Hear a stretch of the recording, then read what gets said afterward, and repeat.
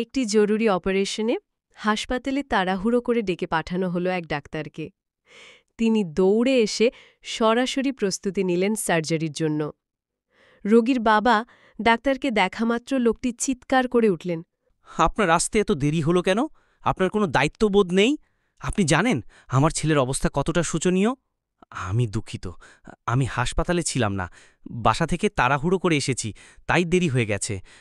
আপনি যদি একটু শান্ত হন তাহলে আমি আমার কাজ শুরু করি। শান্ত হব? আপনার যদি নিজের সন্তান আজ এই অবস্থায় থাকত, আপনি কি ঠান্ডা মাথায় বসে থাকতেন? ডাক্তার কারো জীবন দিতে পারে না। আ- আপনি শুধু আপনার সন্তানের জন্য প্রার্থনা করুন, আমরা সর্বোচ্চ চেষ্টা করব। উপদেশ দেওয়া খুব সহজ, যদি এমনটা আপনার সাথেও ঘটে তখন বুঝবেন। ডাক্তারবাবু চুপ করে সার্জারির রুমে চলে গেল।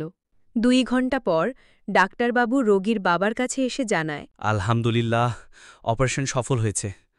আপনার যদি কোনো প্রশ্ন থাকে নার্সকে জিজ্ঞেস করুন। এই বলে সেখান থেকে চলে যায়। রোগীর বাবা তখন নার্সকে ডেকে বলে, এই ডাক্তার এত নিষ্ঠুর কেন? আরও কিছুক্ষণ দাঁড়াতে পারতেন না? আমি আমার ছেলের বিষয়ে আরও কিছু জিজ্ঞেস করতাম। আপনি কি জানেন এই ডাক্তার সাহেবের নিজের ছেলেও আজ সকালে এক রোড অ্যাক্সিডেন্টে মারা গেছেন। আপনার ফোন পেয়ে উনি ছেলের জানাজা থেকে উঠে এসেছেন শুধুমাত্র আপনার ছেলের জীবন বাঁচাতে। এখন তিনি আবার দৌড়ে যাচ্ছেন নিজের ছেলেকে কবর দিতে। কাউকে তার বাইরের আচরণ দেখে বিচার করবেন না, কারণ আপনি জানেন না সে ভেতরে কি যন্ত্রণা বয়ে বেড়াচ্ছে।